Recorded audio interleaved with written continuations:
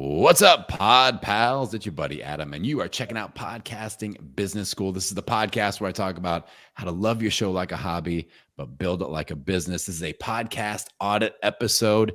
If you are into some podcasting tips about podcast launch, podcast growth, podcast monetization, podcast audience engagement, we're going to be dropping some knowledge here today. And today I'm doing a podcast audit with my friend Charnaie Gordon from the Here We Read, a Bookish podcast.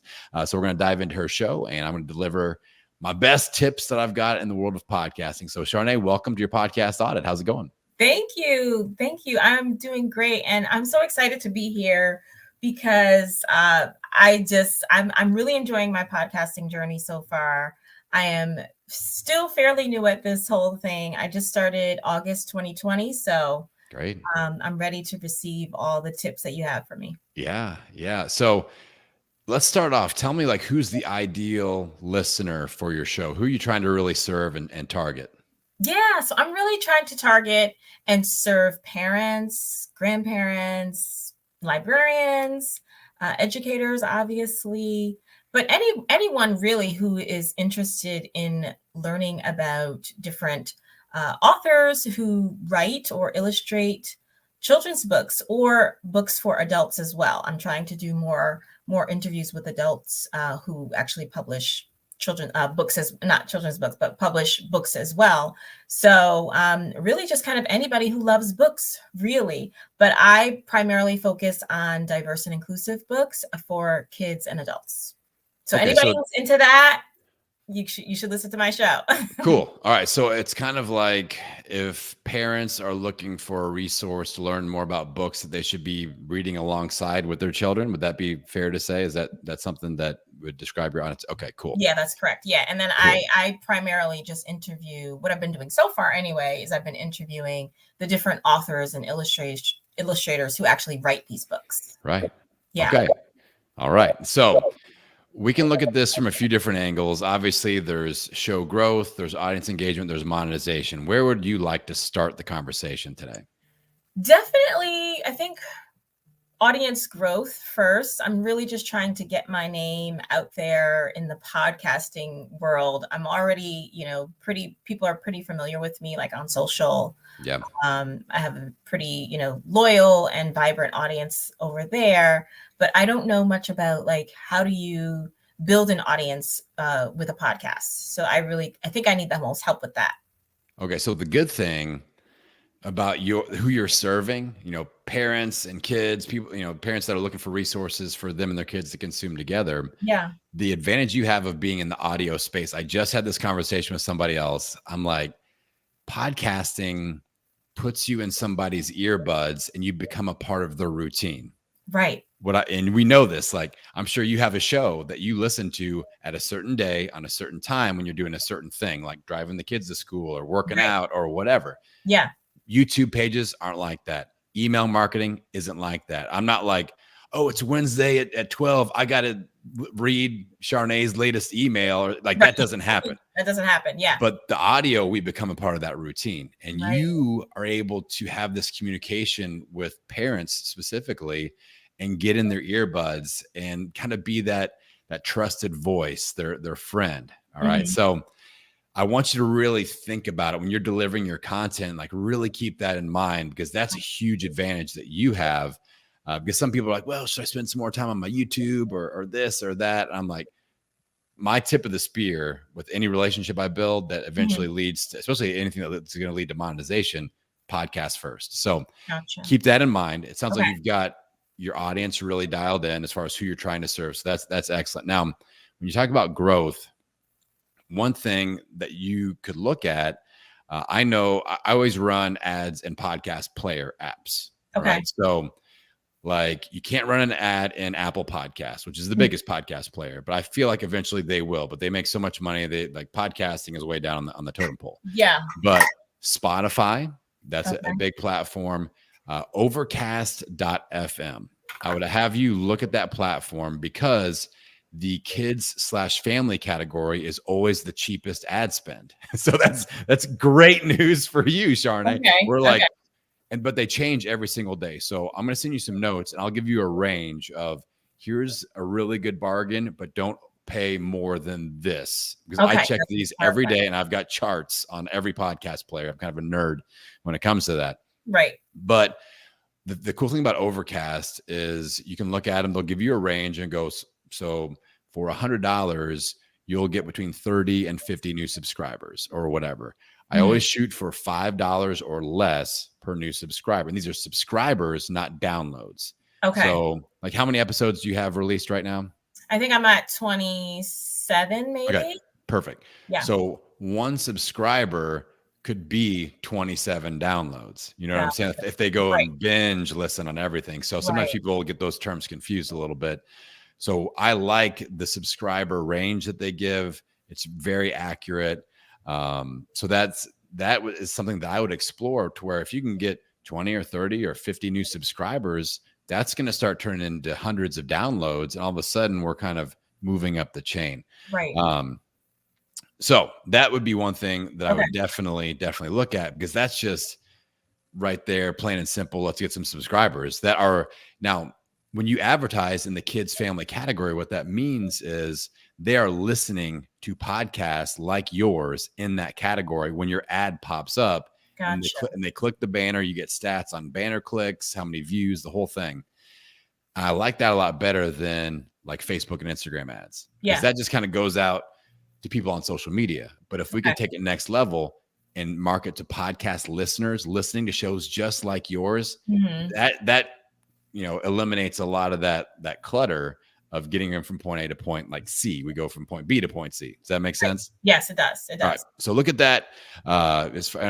Like I said, you're in luck with that category. It's always the cheapest one. So that's excellent. And I would experiment and do a month and see what you think, and report back. The other thing, are you doing any lives? I know that you're on Instagram. Are you doing any lives on Instagram right now? No, I'm not. I don't know. And now I got a new phone, so I could maybe try again, but I don't know what it is. If it's like my house where I live, we have a lot of trees like in surrounding our home.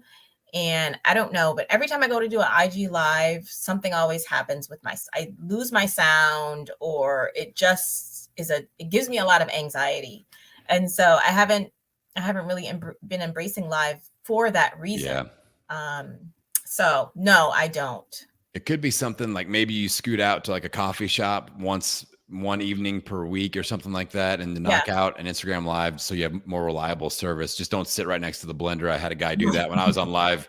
He was on my live and he's at a restaurant, and like it was like the blender. No. It was not good. Yeah. So that I would consider doing that. I want you to start looking at opportunities to create super fans. Okay. Because again, when you have like that parent and child relationship, you know how we all get about our kids. Like if we can help our kids out more, if there's like some sports tip or some coach, like I used to be in that space of training kids and young athletes. Yeah. And people drop money on their kids, Right. Like, for sure. I don't care. Yeah. So if you can be in that value add for kids space where maybe you do an Instagram live and you feature a book series or an age group and go, I'm going to review and have a conversation, and you guys are welcome to join me on this book series. It's perfect for this, or my top 5 books you should be reading with your child that's between this age and that age. Right. And bring them in and interact. You could do the same thing on Clubhouse. That's another thing. Yes. Yeah. I love Clubhouse. Yes. Okay. So like maybe Clubhouse is where we start then. Right. And you start a room, and I would title it Book Recommendations for Parents and Kids I would give like a 5-year age range, something like that, like a 3 to 5 year age range. Yeah. Super specific, so they know this is what it is. And you have 5 or 10 books and you have conversations. So I'm sure some of those people that are joining and have read it, you start pulling them in. All of a sudden we're interacting. To build a community and create super fans, you have to give your community the chance to be a community. For sure. Yeah. You know what I'm saying? So like right now, we're recording an episode and I'm talking into the mic, and there are people out there in the ether listening to it, when it comes out. Right. That's a one-way conversation. Like they can't talk to you. You can't talk to them. Right. But if you get on Clubhouse or do something like what I do with my Pod Pal Zoom party, they can talk to each other. They can talk to you. You can talk to them. And all of a sudden any bit of value that comes out of that is attributed to you and your brand. Right. And Right. we've just created a super fan, and a super fan goes and gets 10 more super fans. Like that's right. what I've noticed. You become the people's champion as a resource, and all of a sudden, like what we're doing right here is free. Like I'm not charging you for this, and it's Right. like we're creating cool content. I'm like, hey, you listen to my show? Come on, I want to do a podcast audit with you. Yeah. I want to get to know podcasters, because the more I know podcasters, the more I can serve podcasters, and it all ends up being good. More impact, more income. That's what I always say. That's right. So I want you to start saying, like, how could I talk to some of these parents? Be like, what if I do a clubhouse room? What would just make it undeniable that you always want to be there? Like, what's the irresistible reason? Is it book reviews? Is it recommendations for age groups? Is it recommendations for styles? The authors that have a diverse representation, books of diversity and things like that. I think that's a great niche to be in as well. Obviously, like people are looking for that right now, right? For sure. And as they should be. And so I think kind of running with that vein a little bit, but instead of Instagram, let's start with the clubhouse. That seems like the lower hanging fruit. Yeah. I would challenge you to do your own room at least once per week. Okay. And then dive into other rooms that are in the bookish space or the children's space. And all of a sudden you can hit your wagon as like the book recommendation expert for kids. And maybe it's just a kids based room or a parenting room. Yeah. And like, oh, we got to bring Charnaie in. She's our moderator that specializes in book recommendations.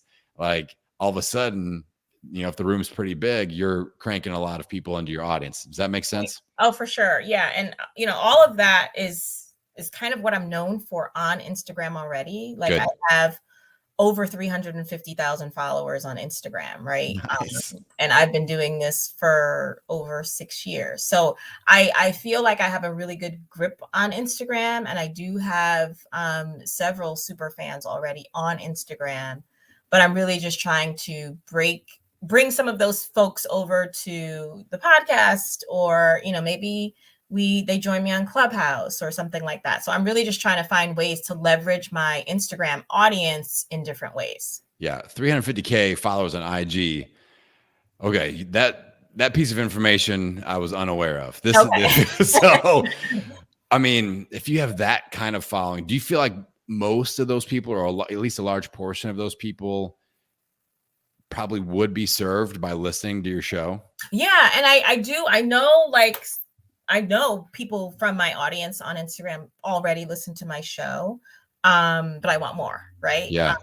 So that's really, because sometimes when I talk about my podcast, like I'll do a post on my page and people are like, oh, I didn't know you had a podcast. And so I'm like, yeah. So really just figure out how to get more people from Instagram to know, first of all, that I have a podcast.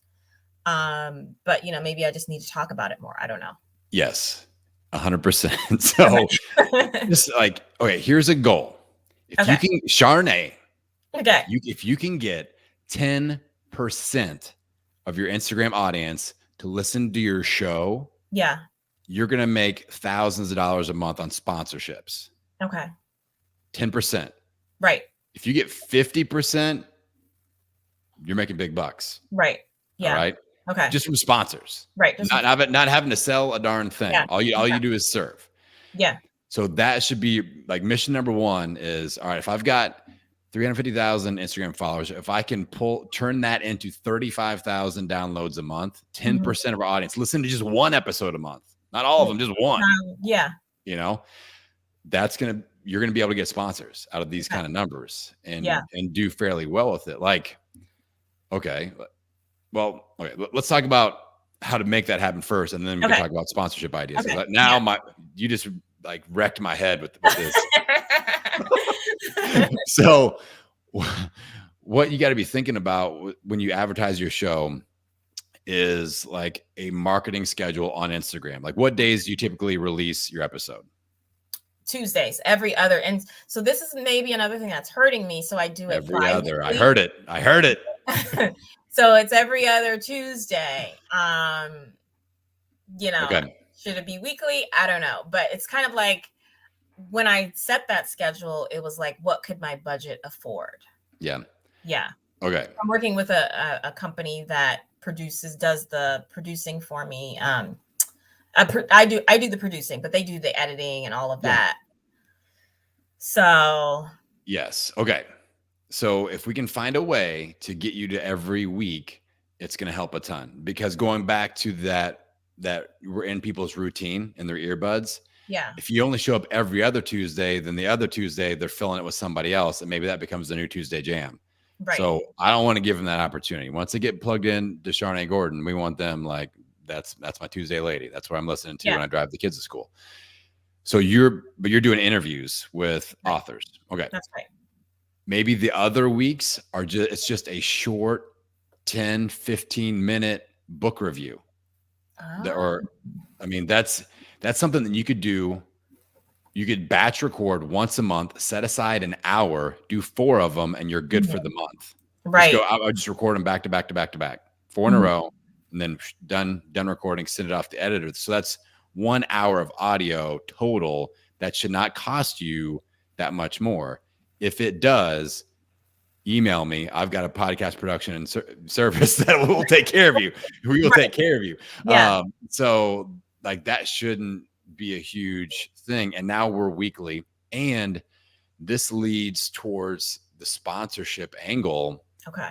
Of, I think when new kids authors, like you building relationships with these people, I'll be going, hey, the next time you release a book, make sure you hit me up. You can sponsor a month of the show. Right.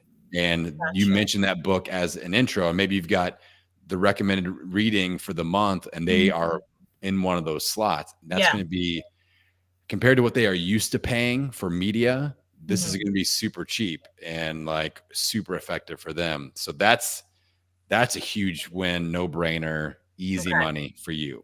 Gotcha. And okay, back to Instagram. So once we get to every week, you release on Tuesday. Yeah. What do you typically, what would you put out there to announce that there's a new podcast episode? Is it like a static post, or is it a reel? What are you doing? It's a static post. It's a static post that I do on my podcast page. So I have a separate Instagram page just for my brand. And then I have a branded podcast page for just podcast stuff. So I'll do a static post on my podcast page.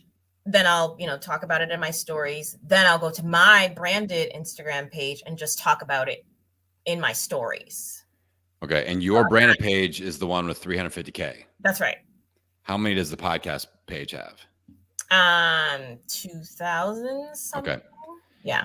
So honestly, I would do like a 90-day experiment where anything that you do on that podcast page, put it on your personal brand. Like if it's like, if it works, if you do a post. Like I would just like we want to try to get not necessarily people to jump over to your podcast page, but just to like jump onto the podcast period. Just get them in the earbuds. So yeah. I mean, do you feel like you can pull that off? I know some people are really like, especially with a giant brand like that, like I never talk about certain things on my posts. They always look a certain way or anything like that. You can look at my feed, and it's a complete jumble of whatever I'm spewing that day. But But the color scheme is all there. Yeah, I try to keep them separate unless I have like a big person. So like 2 weeks, or actually maybe a month ago now, I interviewed Layla Ali, Muhammad Ali's daughter, right? And so that got a lot of downloads. And that was like my first episode of the new season. And I posted about it on my branded page. And I did them on both. I did it on my branded page and then on my podcast page because it's Layla Ali, right? Yeah. So yeah, that interview went really well, and I got a lot of downloads on that. But then it just kind of like, dwindled down again. So yeah, I don't know. I would really consider like that 350K follower. That's a resource. That's an asset. And I would just try to look at like the imagery, the branding that you're using, make it fit the style of that page. But these are resources. And if you think your show could serve these people, then let it, don't stress out about it. Like, I don't think you're going to wake up one morning and see 100K followers gone because a better podcast. Right. Now, what I would do, I like to have, I think just one static post isn't enough. We got to have, I like a 48 to 72 hour window of promotion where we attack from different angles. Cause as well as I do, even Right. though you have a giant following, 6% Mm-hmm. of those people are actually seeing that post that day. Right. So like I release Podcasting Business School Tuesday. So what I do a carousel post, a 6-slide carousel post. Okay. All right. Because that's like fishing with 6 lines in the water at once instead of just one. Because as people are scrolling through, the chances that they see one of those 6 images is much higher instead of just having one out there. Does that make sense? It does. Yeah. Yeah. Okay. So I like a carousel post. There's an intro, like here's the title of the show. I have 4 top takeaways. Okay. And then the call to action is the 6th image of check out episode, blah, blah, blah. All right. Okay. So that's how I do it. That's my intro. Then that evening, I'm doing a video highlight clip, like a 1-minute video highlight clip, which could be an audiogram, anything. That could be a reel, whatever. Then the next day, in the morning, I'll have another variation of an image. Usually it's 2. I've got a very expressive face. I have like a cartoon face. So I'll have me like making a weird face and like something that's just going to attract people's attention. And it's basically the same thing as I did the morning before. Right. It's a different image. Yeah. Then that night, I always go live. Wednesday night, I go live and I talk about a micro segment of that episode. And that is where you could put up a post going, hey, Clubhouse tonight, this is Clubhouse room, and talk about you're bringing that author in to join the conversation, or you have a conversation about the episode of the week, kind of a similar theme. Then Thursday, I drop another video. I always do 2 highlight videos, which could be an audiogram. Again, I really like videos though. And then I usually try to do a reel on Thursday evening. So it's kind of like Tuesday through Wednesday, I'm doing 6 posts. Gotcha. And on Wednesday, I do an email list blast where it's not all about the episode, but I'm assuming if you have that many Instagram followers, you got a decent sized email list also where you could email. I view my email as like a personal, like a journal almost. I write it in real time.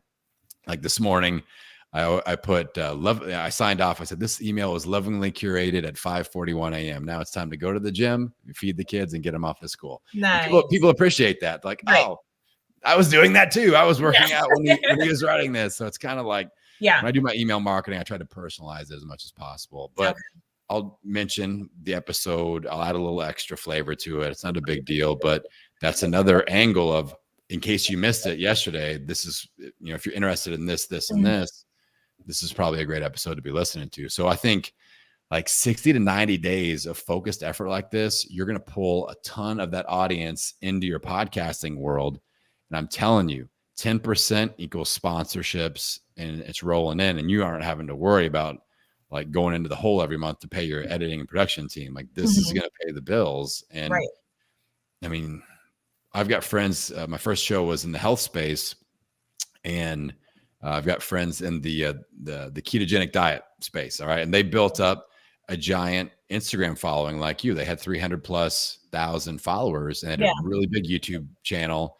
They got into podcasting, and all of a sudden their show just blew up. And now all of this stuff has happened off of that, having that podcasting asset, because you can monetize that fairly easily once you have big numbers. So I'd be thinking along those lines. How's that all that hitting you? That's great. That's great. I just gotta, focus more on building up those subscribers. Yeah. And that's where it starts. Now, the other thing that I think you could do really well with, that I talk about in these podcast audits all the time, is building a community engagement lead magnet. All right. So what I do, I have an event which you need to attend, which I'll make sure that you get the link to, is my bi-weekly Pod Pal Zoom party. So people have to give me their email and their name, and they list their pain points or whatever when they come in. But it's, again, letting your community kind of be a community. I would just, basically, it's like throw a party once a month for your podcast listeners and make it fun. Do like books. Let's do a book giveaway, or a sign. Maybe you get a signed book from one of the authors and you give that away. This is just too darn easy, Charnaie. This is making too much sense. And maybe you have one of the authors jump in to do a little extra special Q&A. You limit it to like 10, 15, 20 people. So it's kind Yeah. of exclusive. Mhm. Record it. You can put that out as an episode also. So that takes away another Ah, episode that you have to do, right. like whether it's an interview or whatever. Like these are my most downloaded episodes. My podcast audit, like what we're doing here, and Mhm. also my Pod Pal Zoom parties, because my audience is on center stage. So the Gotcha. questions that you have, Charnaie, are Mhm. the questions that people listening in have, because Right. you represent that person. Yeah. So your audience will love it. And it's just going to make you, again, that top of mind go-to person.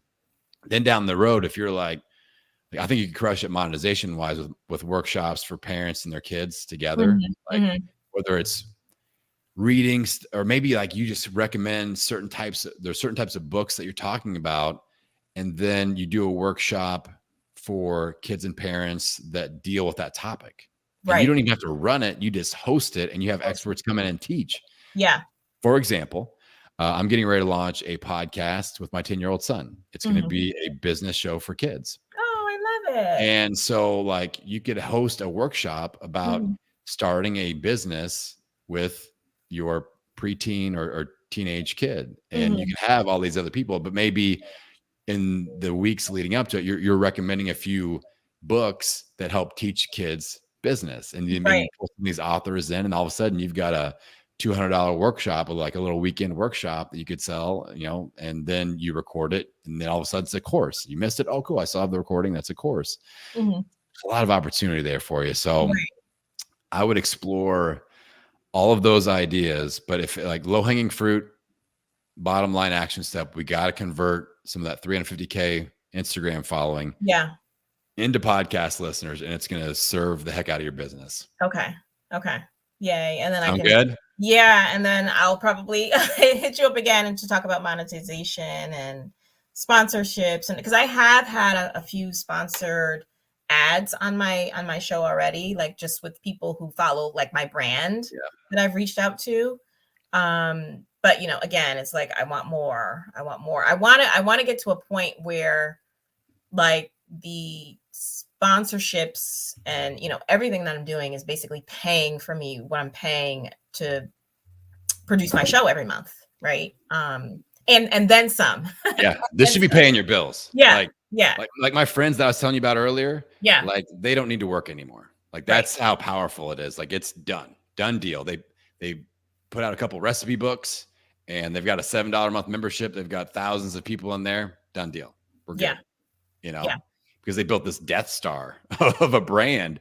And like with you, the beautiful thing is with podcast sponsorships, it's not necessarily just about podcasting. Like I've got another health show now where we package together our Instagram following. We'll go, I'll do so many customized Instagram reels or Instagram story shout outs and an intro to the show. And you can come on the show. You can package all that together, and you've got, and if you have a big email list, an email blast, all of a sudden we're making dollars. Like this is way more than you just getting your editing paid for. Right. And that's what I'm saying. Like this is 6-figure income. Yeah, and I want to be, and then some, right? Yeah. 6-figure. You'll be known as 6-figure podcaster, Charnaie. Yeah. Let's do it. Multi 6-figure, 7-figure. Like, it's definitely possible. So let's work on converting some of that IG followership into podcast listenership as a first low hanging fruit. I really highly recommend you got to start chattering on that big page just a little bit, make sure it looks beautiful and it's up to standard, and it's not salesy at all. It's you impacting those people. It's you adding, it's a value add, it's an asset. Yeah. Like, you all know I love to talk about blah, blah, blah.